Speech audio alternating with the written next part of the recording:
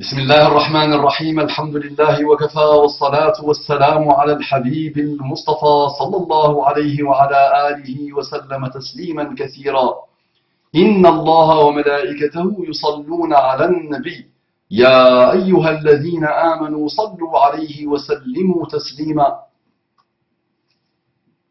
Si je le fais avec ma main droite, le Sifawi va nous dire que je suis un salafisto, ikhwanisto, daishto, tueur, djihadisto. On va le faire avec la main gauche alors, avec les deux. Salli wa sallim ala Muhammad. J'ai pas de bague à la main droite, je l'avais. J'ai demandé à ma femme de me ramener ma bague que ma mère m'avait achetée. Comme ça, je la mets dans la droite, comme ça on va dire salafisto, djihadisto, tuitosto, tout ça. La hawla wa la quwwata illa billah. Donc salli wa sallim ala Muhammad, attention. رب اشرح لي صدري ويسر لي أمري واحلل عقدة من لساني يفقه قولي. إخواني أخواتي, mes frères et sœurs, أبنائي بناتي, mes fils et mes filles, à toi oui, toi, hein. أصدقائي صديقاتي, toi oui, toi, mes amis, أحفادي حفيداتي, ah oui, toi. أعدائي عدواتي, toi là-bas. Mes ennemis. Assalamu alaikum wa rahmatullahi wa barakatuh. Que la paix d'Allah subhanahu wa ta'ala, sa miséricorde et ses bénédictions soient sur vous, mes frères et sœurs, partout dans le monde. Ou mes frères et sœurs, partout dans le monde. Tranquille. C'est une très belle invocation. Très gentille, de l'amour, de l'affection, de la paix, de la miséricorde, des bénédictions et tout ce qui est beau. On ne peut pas alors ne pas nous aimer dans ce cadre-là. Cadre à la DiCaprio, n'est-ce pas? Donc oui. Ah oui. Maintenant vous, les amis, universalité, humanité, citoyenneté, fraternité, républicaité, démocratie, philosophie grecque intelligente, tout ça, rationalité, nous sommes frères dans tout ce qui est beau, selon vous. Très bien, qu'Allah vous accorde les délices infinis de la guidée islamique, s'il vous plaît. Un jour vous allez venir me voir pour me dire Mustafa, je t'aime en Allah. C'est vrai qu'à l'époque je gambadais comme la chèvre de Monsieur Seguin. J'ai ri beaucoup dans le monde, j'étais très mal, je me sentais vraiment pas bien et un jour j'ai trouvé, grâce peut-être à ton déploiement, puisque tu m'as donné beaucoup de choses de bien qui m'ont fait beaucoup de khair et qui m'ont permis d'aller me remettre en cause et de remettre en cause tous les poisons qu'on m'a inoculés. Et quand j'ai fait ça et j'ai sorti tout ce qu'on m'a inoculé, j'ai trouvé que la religion qu'Allah a voulu pour l'humanité est la plus belle des religions et on ne peut pas vivre sans, puisque Allah le Créateur l'a voulu pour nous, quelle que soit notre intelligence, quel que soit notre brillant intellectuel, quel que soit tout ce qu'on veut. Donc merci Mustafa Abou Mama que tu m'as donné quelques pistes et que tu m'as beaucoup aimé et tu t'es intéressé à moi dans ma solitude la plus totale. Vraiment merci. Un jour tu viendras me dire ça. Très bien. Qu'Allah vous accorde les délices infinies de la guidée islamique, on entre directement dans le vif du sujet, sachant qu'on vient d'aborder le vif du sujet. Salam alaikum wa rahmatullahi wa barakatuh wa mama. Wa alaikum salam wa rahmatullahi wa barakatuh ma sœur. Ya marhaban biki. J'espère que tu vas bien ainsi que toute ta famille. Allah. Quelqu'un comme toi s'intéresse à moi. J'ai ton amour en Allah subhanahu wa ta'ala. J'ai ton affection. Et l'affection de beaucoup d'autres, alhamdulillah. Et Allah m'a donné l'occasion encore d'essayer de faire le bien, d'essayer d'avancer, de faire avancer. Qui est comme moi? Je suis heureux. Je suis comblé, alhamdulillah. Mais quel bonheur, quel apaisement. J'espère que je vais te contaminer. Toi, tu es aussi heureuse, alhamdulillah. D'accord? C'est très contagieux, le bonheur, n'est-ce pas? Et l'apaisement. Attends, je vais t'offrir un thé, toi aussi. Allez. Ma femme soumise. Regarde. Et ça monte, le thé à la monte dans le ciel. Et la monte, et le thé à la... Regarde ça, c'est parti très, très loin. Regarde ça. Oh là là, oh là là là. Regarde-moi ce beau verre de thé. Regarde ça. Attends, je vais boire avec étiquette, sans bruit.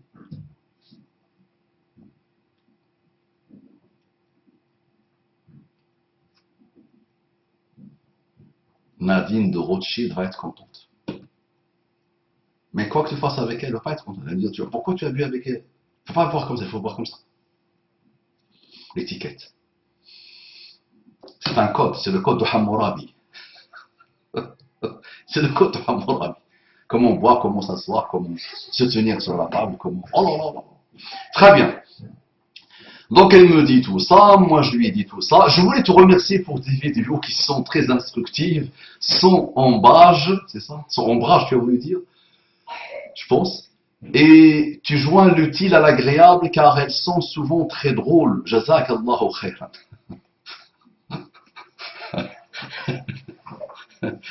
Yak!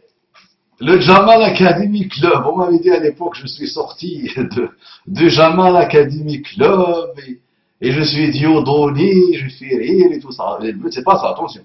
Je le sais bien, c'est le rappel. Rien n'interdit de le faire dans la joie et la bonne humeur, naam.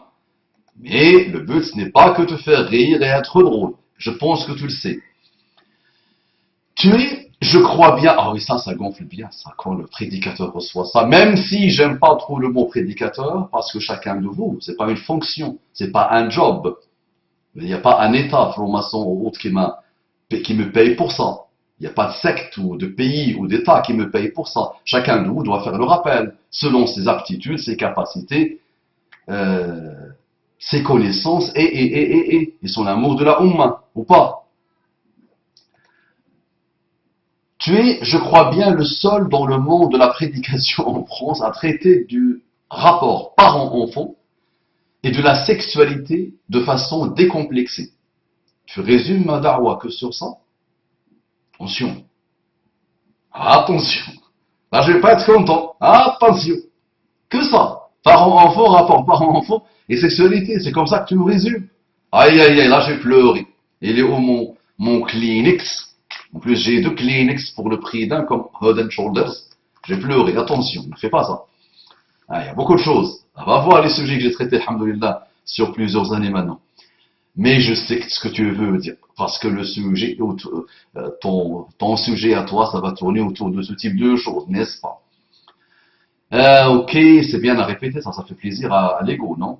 Surdimensionner l'ego. Je vais relire ça, ça fait plaisir. Tu es, je crois bien, le seul dans le monde de la prédication en France. Le malheur, c'est que beaucoup de monde me dit ça. Ouais, beaucoup de monde me dit ça. On parle des trains qui n'arrivent pas là. Les gens trouvent que ma da'wa est très intelligente. Alhamdulillah. Vraiment très subtile, très intelligente. Elle peut changer. Elle peut faire avancer le chemin. Mais pourquoi vous ne partagez pas alors?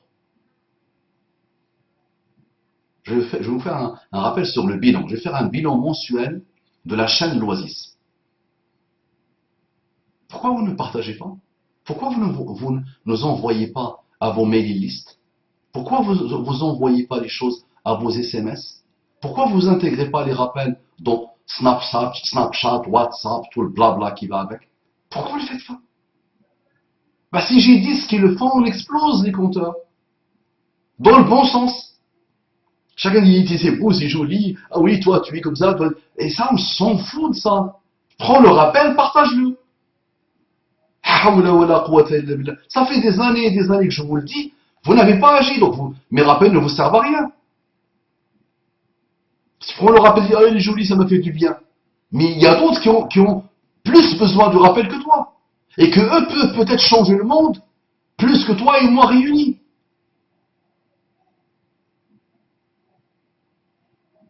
رب سامع أو عامل مبلغ.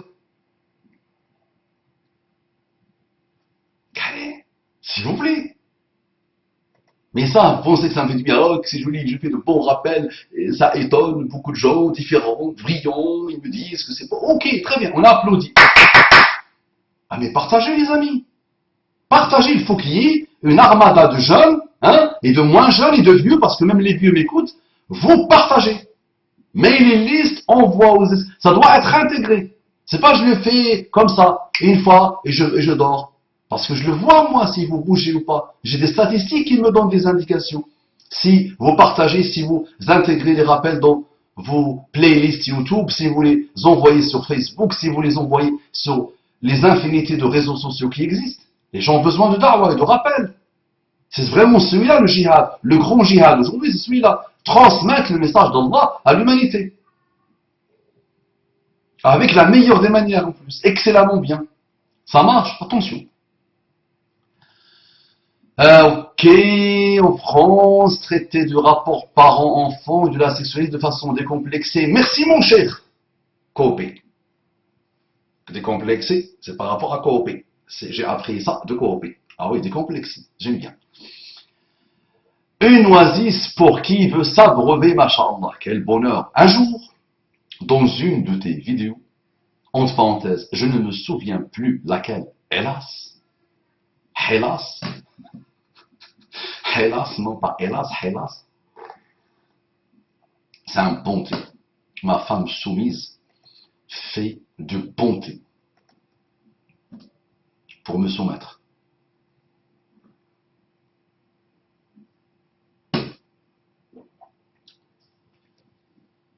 Encore, je vais la faire encore. Elle me plaît, celle-là. Comment ils disent quand ils goûtent là, ils disent des mots littéraires d'un très haut voltige. Il faut me faire ces phrases, s'il vous plaît. Ça, la langue, il dit ça. Il mange, il fait des choses littéraires, poétiques. Ça me donne l'impression, ce goût, que je suis sur un hamac à côté entre deux arbres.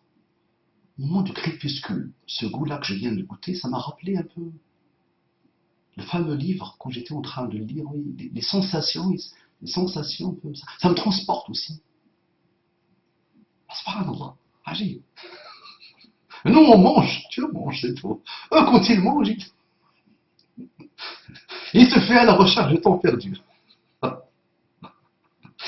Il voit, il te fait, il t'écrit, il t'imagine à la recherche de temps perdu. Ah, je suis littéraire, j'ai dit quelque chose de joli, machin. À la recherche de temps perdu. Proust. Oh là là, c'est joli. Très bien. Je voulais, ok, tu m'as remercié, très bien. Tu es, je crois, bien le seul dans le monde, ok, décomplexé, blablabla. Un jour, dans une de tes vidéos, je ne me souviens plus laquelle, hélas, tu te moquais, comme d'habitude, comme tu le fais souvent, en parlant un arabe francisé. Des gens qui sont pleins de salam alek. Et tu disais que le prophète sallallahu alayhi wa sallam a parlé de ce genre de gens et que tu ferais une vidéo dessus. Je ne sais pas si tu vois à quoi je fais allusion. Non. Non.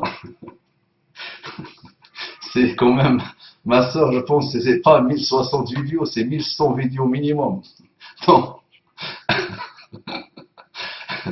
Comme disait l'autre, je raconte tellement de baratins que je l'oublie vite. Donc je ne sais pas ce que j'ai raconté dans cette vidéo. Je ne sais pas de quoi tu parles, mais le monde ne s'arrête pas ici. Très bien. Je ne sais pas si tu vois à quoi je fais allusion. Non. Alors, je viens te demander si tu peux en parler et je vais te dire pourquoi je te le demande. Parfait. J'ai un gros problème avec la notion d'amitié que bizarrement je ne rencontre qu'avec les musulmanes.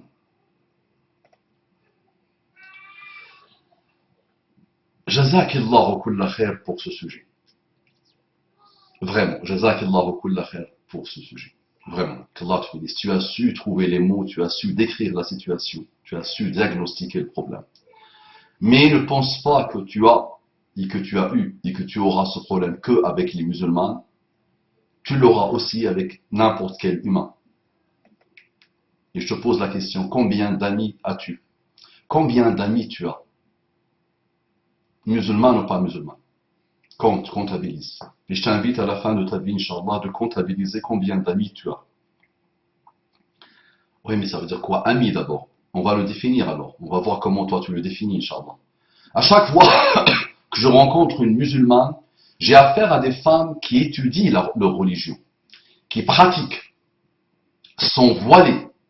Mais ce sont des amitiés qui ne sont jamais pérennes et ce n'est pas de mon fait. Ouais, on va penser, on va dire, ok, tu es quelqu'un d'extraordinaire, de très bien, de gentil, d'aimable et d'aimant, qui mérite l'amitié, qui sait ce que c'est que l'amitié, la vraie. Ok, très bien. Mais vraiment, sérieusement et sincèrement, très bien. Donc tu parles d'une race de femmes qui étudient, qui pratiquent, qui sont voilées. Et que tu vois que l'amitié, c'est rien chez eux, chez elles. Au début, j'ai droit à des ma sœur, des orti fillah, des orti al-aziza, et le summum c'est des ohibbuki fillah, mais également à des projets de visite de malades ensemble, de faire des activités sportives ensemble, voire des voyages. Ok, tout le monde voit ça, c'est vrai. Moi, j'ai défié dans les mosquées. Je disais que très facile de dire à quelqu'un uhibbuka fillah. Très facile, uhibbuka fillah. Rapide ça. Mais avec nos familles, avec le proche, il n'y a pas uhibbuka fillah. Uhibbuka fillah, ce sont juste des mots qu'on sort. Donc, mais tu as vu comment tu les as résumés, toi, tes copines, qui étudient leur religion, qui pratiquent et qui sont voilées. Masha'Allah. Il m'arrive de me dire que je ne dégage pas autant de douceur qu'elles. Je suis souvent admirative et je fais leur éloge, notamment à ma mère qui, cyniquement et drôlement, calme mes ardeurs.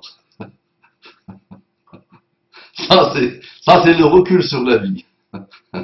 Ça, c'est l'expérience de la vie.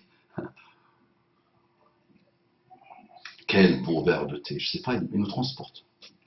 Ah, je sais pas. Il me porte, il me transporte. Il m'arrive de me dire que je ne dégage pas très bien, puis très vite, sans litige ou dispute, elles font fi des convenances les plus élémentaires et ne répondant pas aux appels / messages, et donc aux salutations islamiques, voire à des mesquineries, des faux plans et autres. Donc très vite, subhanallah, donc cette relation qui a commencé par Hibbuka fillah, Hibbuki fillah, la, tout ça, orti, mashallah, et tout ça, rapidement on voit qu'il n'y a rien derrière. Très bien. Puis un jour, elles apparaissent de nouveau dans ma vie, mais je deviens froide et distante.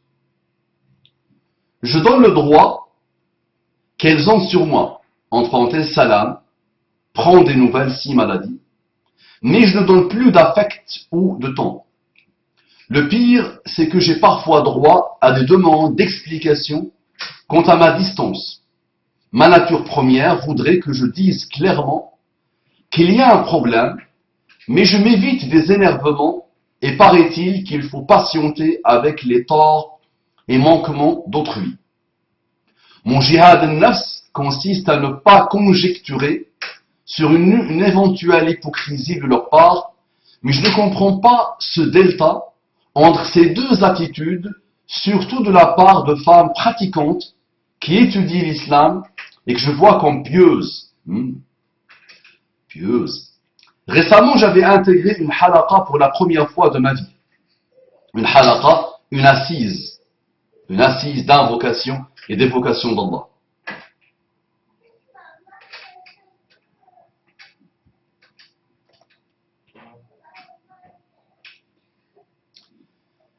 J'étais content d'y être convié car j'avais besoin de ce lien communautaire dans ma vie, mais très vite j'étais spectatrice de bizarreries entre elles. Puis je me suis retiré. Le groupe n'a pas tenu pour des chamailleries de filles.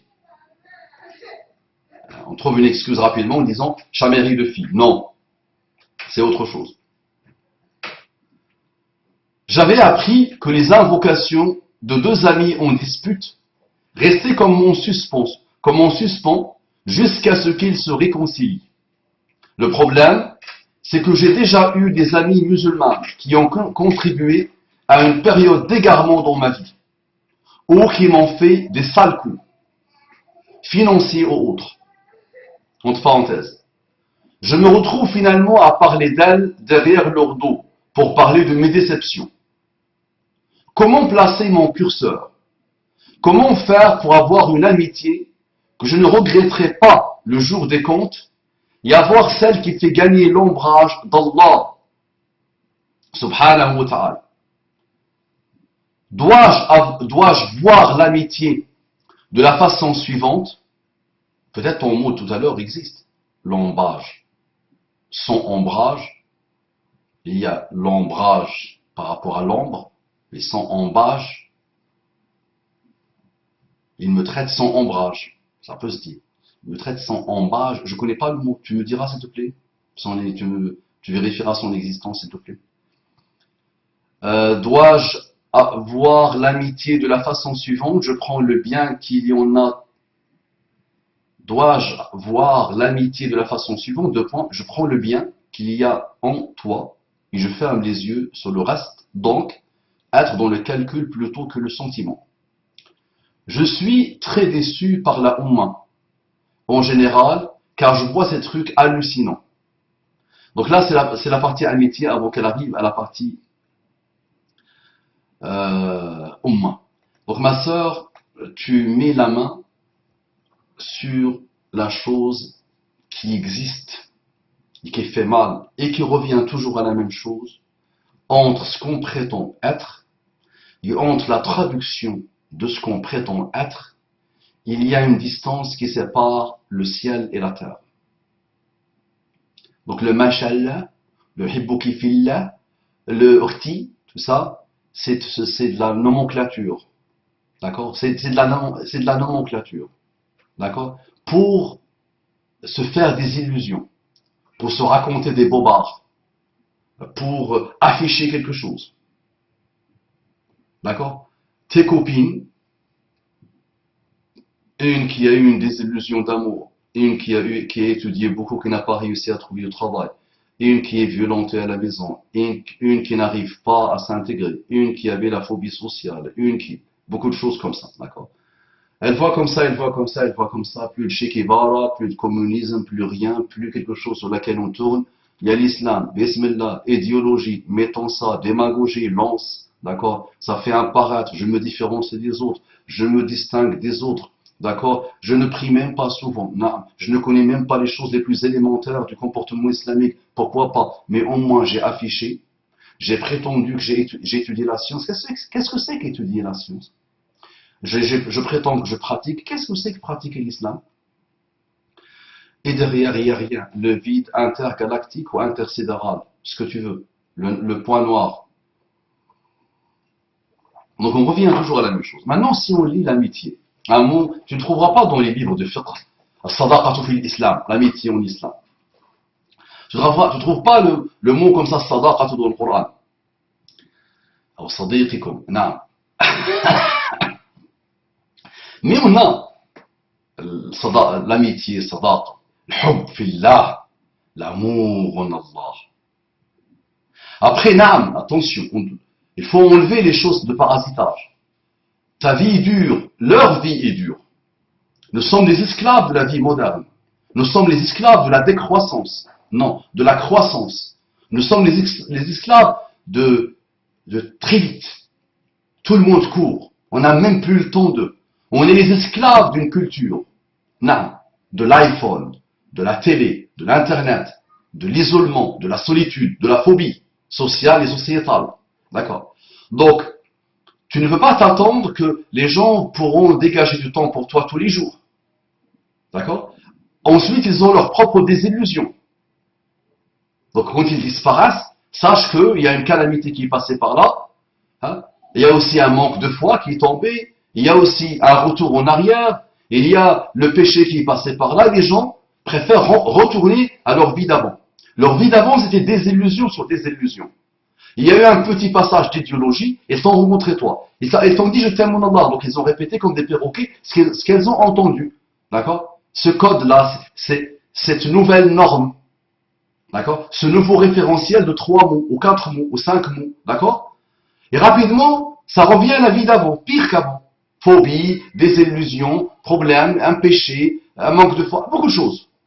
Donc il y a beaucoup de choses d'abord qui expliquent ça. Et tout le monde se plaint de ça. La solitude, madame, attention. 4 millions de Français par an sont solitaires. 4 millions, c'est pas mes statistiques. 4 millions de personnes sont souffre d'une solitude exacerbée et exacerbante. Ça ne se dit pas. Et comment ils définissent quelqu'un de solitaire? C'est quelqu'un qui n'a pas eu une seule conversation soutenue sur une année avec quelqu'un. Juste ça. C'est même pas l'amitié avec son noble caractère, sa noble définition. Là, juste un bavardage, une conversation avec quelqu'un soutenu. 4 millions de personnes. Imagine. Donc, le monde aujourd'hui souffre de ça. L'humain, hein, Homo sapiens, ça produit ça. Et il est dedans le pauvre. Et il n'a pas été préparé. Souvent, on a eu le temps de nous préparer. Souvent, nous avons eu des centaines et des centaines et des centaines d'années pour nous préparer à une nouvelle chose. Là, c'est en une vingtaine d'années, d'accord, maximum une cinquantaine d'années, ça n'arrête plus, subhanallah. Ça court, ça court, ça court, dans tous les sens. Donc l'homme est dépassé par lui-même. Il est dépassé par ce qu'il a produit. Donc ça se ressent sur la famille qui est perdue, sur l'individu qui est perdu, sur les relations humaines qui sont perdues. Tout est perdu, malheureusement. Donc une fois qu'on donne cette explication-là, du fait que mes voisins, moi je ne les vois pas. Hier j'ai vu mon voisin passer en voiture, j'étais en voiture, il m'a fait comme ça, j'avais oublié son visage. Je prends mon téléphone, je l'appelle, Ami Habibi, mon voisin, mais ça fait plus de 6 mois depuis la mort de ton père, je t'ai pas vu. Mais tu es où? Mais viens me rendre visite. Alors nous avons des devoirs et des droits en tant que voisins.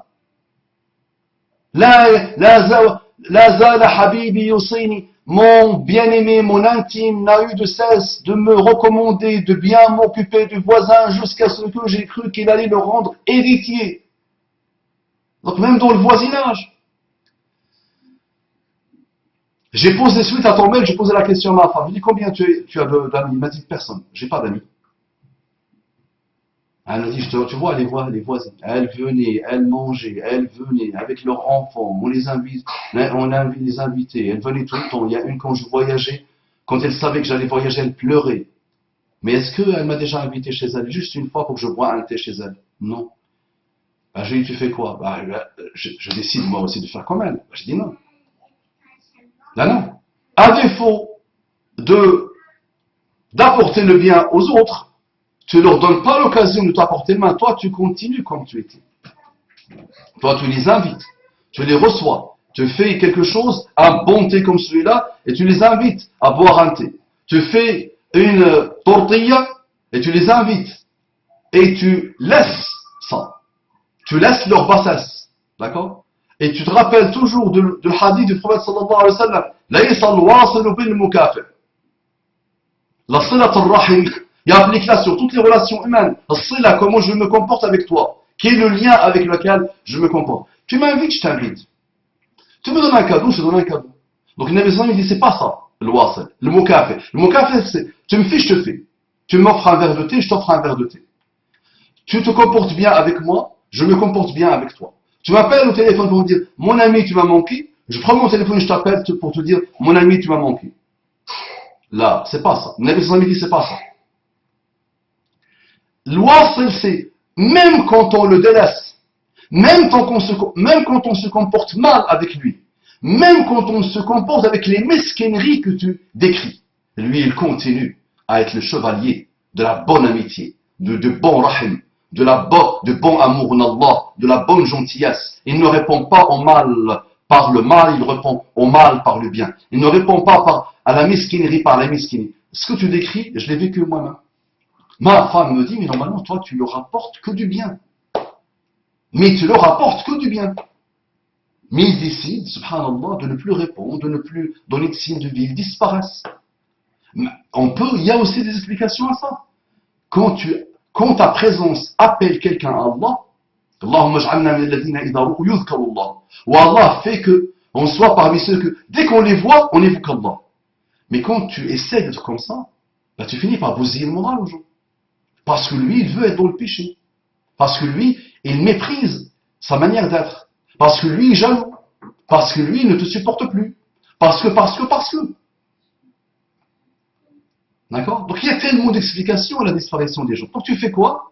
Tu te comportes excellemment bien avec eux. Maintenant, le problème vient toujours à la même chose. Toujours. Moi, j'ai trouvé simple celle-là. Et c'est depuis le premier rappel que j'ai fait. il y a 23 ans, et même avant, alhamdulillah, par les grâces d'Allah subhanahu wa ta'ala, et jusqu'à aujourd'hui, je dis la même chose. As-sulhu Allah, comme disait Cheikh Keshk alayhi rahmatullah. As-sulhu Allah, la réconciliation avec Allah. L'imam, sadaqatu finalement. Mieux que ça, l'amour en Allah.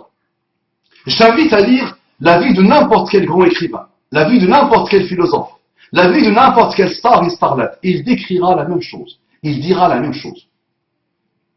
Et il a rencontré celui-là, il lui a fait confiance, il l'a aimé comme ami, et il a été trahi par lui. Parfois même des très grosses trahisons. Et les gens, des grands écrivains, se sont trouvés seuls. Et ils ont tout essayé pour avoir un peu d'amitié, un peu de gens sur qui ils comptent et qui ne les trahissent pas, et ils ont fini par les trahir. Ça, c'est humain. L'humain, ça c'est l'humain, ça. Non pas d'un autre type d'humain. Ceux qui ont accepté Allah subhanahu wa ta'ala, qui l'ont invité dans leur vie, qui se soumettent à ce qu'il attend d'eux dans une liberté totale, malgré cette soumission. وجبت محبتي للمتحابين فيّ.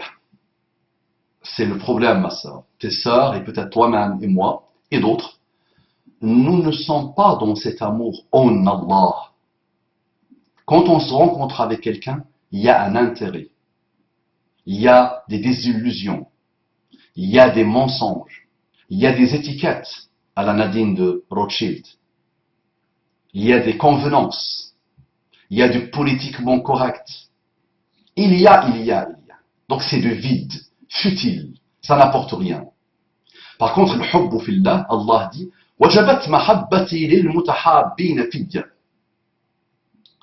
Mon amour est obligatoire pour ceux qui s'aiment en moi.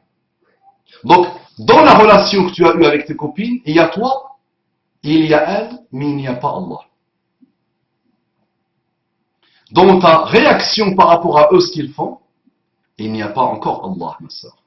Si tu le vois par rapport à toi, et tu as vu ce que tu leur as donné comme gentillesse, par rapport à toi, tu as oublié que Allah. Maintenant, change une méthode qui ne marche pas. Bâtis tes relations, toutes quelles qu'elles soient, avec même les ennemis, en pensant toujours à Allah et en le mettant comme vigilant raqib sur ce que tu fais. Et vérifie la niyya à chaque fois. Donc, l'amour doit être en Allah. Même quand tu t'assois avec quelqu'un, tu t'assois avec lui en Allah. Je rends mon amour obligatoire. J'aimerais obligatoirement ceux qui se rendent visite en moi. Si mon voisin vient, en Allah, quel bonheur, quelle bénédiction, quelle satisfaction, quel khayr infini. Si je me déplace le voir en Allah, quel bonheur, quel apaisement, quel sakina. Mon amour est obligatoire à ceux qui se donnent en moi, qui s'entraident en moi. Tu vois le problème? C'est celui-là, le problème. La sunna, qu'est-ce que c'est que la sunna? Ce sont des choses révélées à Muhammad sallallahu alayhi wa sallam et que Muhammad sallallahu alayhi wa sallam nous a transmis avec ces mots. La sunna nous demande, quand tu aimes quelqu'un, en Allah, tu dois le dire, tu dois lui dire. Donc ce n'est pas quelque chose à la légère. Et ça raconte, je t'aime mon Allah. Tu mens? Tu m'aimes mon Allah? Non, tu mens. Arrête avec ça. Tant que tu ne l'as pas bien vérifié, ne le dis pas. C'est lourd de sens. D'accord? Donc quand tu aimes quelqu'un en Allah, la sunnah te demande de le dire. Le jour du jugement dernier, Allah va dire quoi? أين المتحابون في جلالي اليوم أظلهم تحت ظلي يوم لا ظل إلا ظلي. Tu as parlé d'ombrage. Ils seront ombragés sous l'ombre d'Allah. Où sont ceux qui s'aiment en moi? Aujourd'hui, je vais les ombrager sous mon ombre, ce jour où il n'y a pas d'ombre autre que la mienne. Cette typologie de personnes, ils seront ombragés sous l'ombre d'Allah le jour où il n'y aura pas d'ombre autre que la sienne. Un hadith qu'on répète comme des perroquets. Parmi eux, il y a qui? Rajulan tahabba fillah. Ils se sont aimés en Allah. Et quand ils se sont séparés en Allah. C'est un niveau très élevé, madame. C'est un niveau rare. Très, très, très rare. Donc il est lié à la foi. Le hubbu fillah, il est lié à la foi. Se comporter avec l'autre, quel qu'il soit, c'est en Allah. Donc le problème, c'est encore un problème de foi, madame. Est-ce que tu connais un exemple d'amitié, d'amour en Allah d'un très haut voltige? Imagine, Nabi sallallahu alayhi wa sallam et Abu Bakr as-Siddiq. Depuis l'enfance, ils étaient amis jusqu'au dernier jour de Muhammad sallallahu alayhi wa sallam. Voici des exemples d'amitié et de fraternité et de l'khilla, khalil, l'intime, le sadiq, le bien-aimé.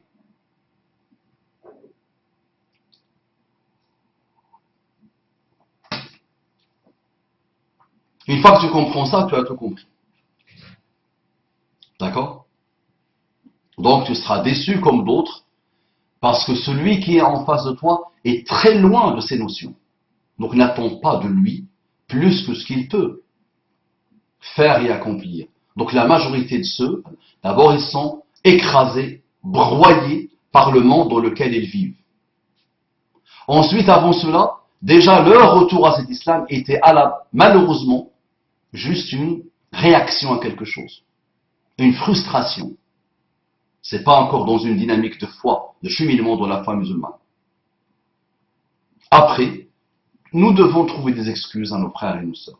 Si mon frère disparaît, c'est qu'il est aussi broyé par d'autres problématiques, mais pas parce qu'il m'aime pas ou il m'a oublié. Non, non, non.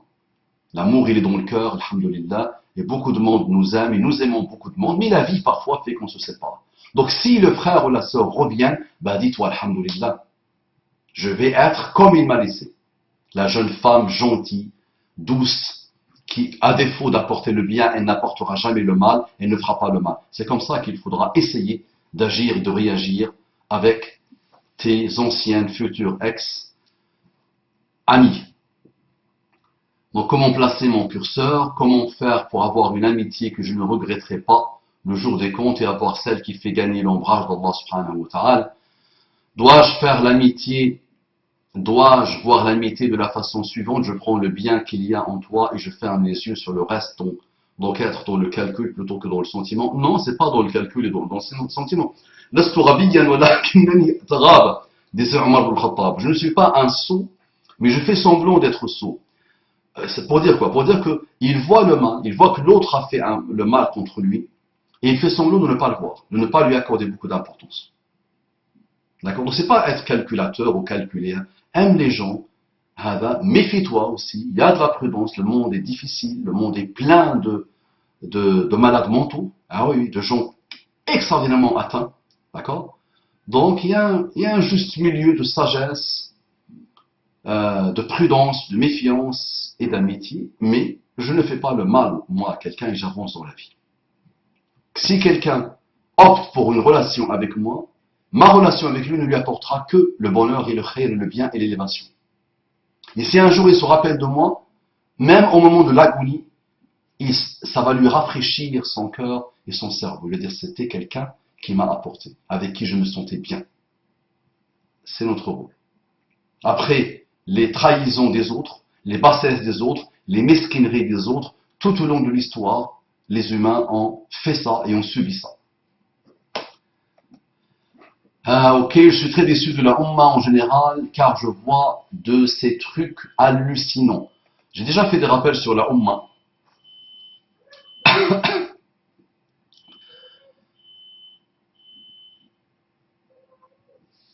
Kana ummatan wahda.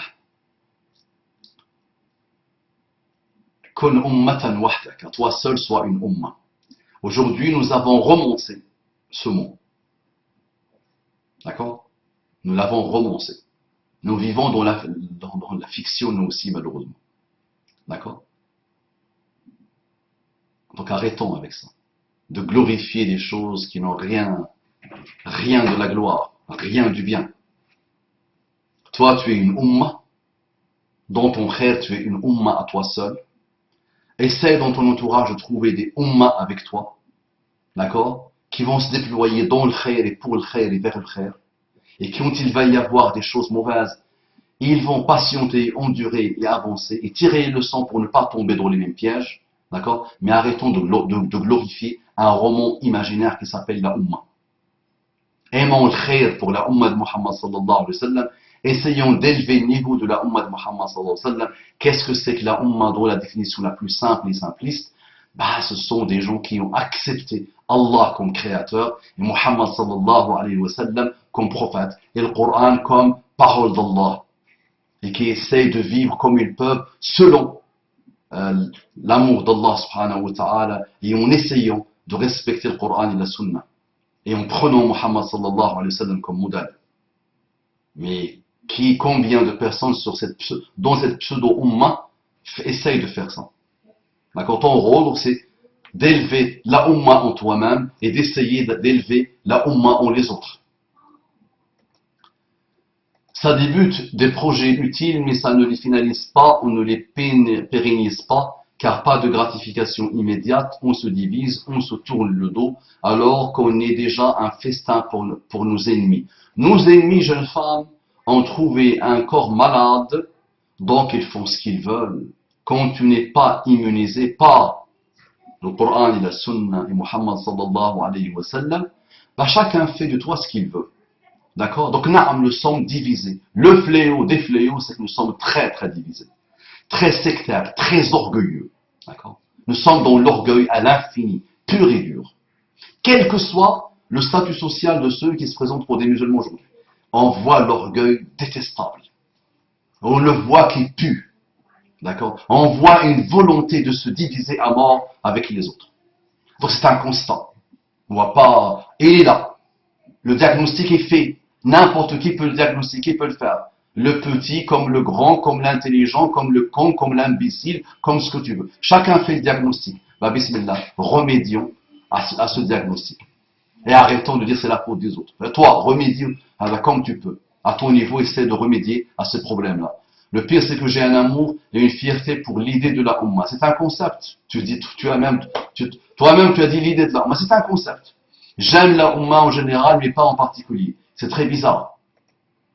Oui, en particulier, parce que tu vois la vraie vie de la Ummah, le quotidien de la Ummah. Tu as disséqué un peu les choses et tu as vu. D'accord? Donc c'est très loin. Et ça revient toujours à la même chose. Ordre d'Allah. Nous d'abord, il faut, avant même de parler de l'accord d'Allah, parlons d'Allah. Une fois que tu intègres Allah dans ton cœur et dans ta spiritualité, dans ta vie, c'est vrai que, subhanallah, tu deviens quelqu'un de délicieux, un délice. Tu deviens lumineux. Qu'Allah fasse de nous ces gens-là. Donc, décadence, décadence, décadence. Sachant quoi qu'on dise, attention, qu'il y a le bien, alhamdoulilah, qu'il y a le réveil, alhamdoulilah, que nous sommes dans une phase d'accouchement, dur, douloureux, mais qui donne vie, alhamdoulilah. Que les choses s'améliorent, oui, quoi qu'on dise, les choses s'améliorent. Madame, il y a une cinquantaine d'années, la majorité écrasante des pays musulmans était sous le joug de quoi? De la colonisation, de l'impérialisme. Nous avons eu 500 ans de dormance totale. Même avec l'Empire ottoman, nous avons eu 500 ans de dormance totale, subhanallah. Et nous avons eu, tout au long de notre histoire, des phases qui rendent le visage rouge de honte et de déshonneur. Parce que l'histoire est faite par des humains. D'accord? Donc il n'y a pas une époque où il y a eu la Ummah, cette notion puissante comme un socle solide et fortifié comme un corps. Non, non, et ça c'est du rêve, ça. La Ummah, elle est en moi, elle est en toi, elle est en lui, proche de moi, sans aller dans les concepts imaginaires. D'accord? Et on construit quelque chose ensemble. En craignant Allah et en aimant Allah et en prenant Muhammad sallallahu alayhi wa sallam comme modèle et en ouvrant le Coran pour prendre. Prendre et prendre et prendre et nous élever. Désolé, je suis longue, merci par avance de ton écoute. Qu'Allah subhanahu wa ta'ala te récompense pour ce que tu fais. Amin, rabbal alamin.